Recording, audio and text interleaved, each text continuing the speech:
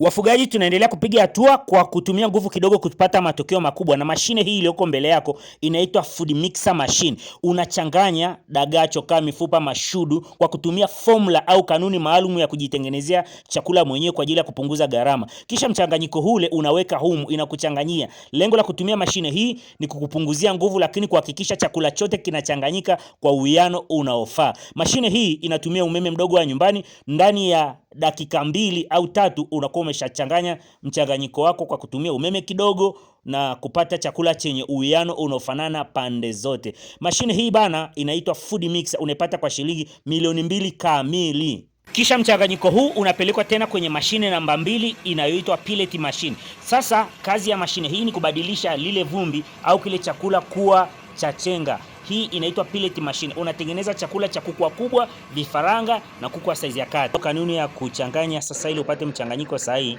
tutakupatia mashine, lakini hiyo formula tutakupa bure kabisa, na ushauri mwingine kuhusu ufugaji wa kuku. Lakini bila kusahau kuna mashine nyingine kwa ajili ya kukatakata mboga kwa ajili ya kulisha, kama ni kuku, nguruwe, sungura. Unakatakata mabaki yale ya sokoni, kisha unachanganya na pumba, unalisha kwa mifugo yako. Hii bana unaipata kwa shilingi 380,000 peke yake. Lakini hii nyingine ni kwa ajili ya kukatakata majani makubwa kwa ajili ya kulisha ng'ombe. Hii ni ya wafugaji wakubwa wa ng'ombe.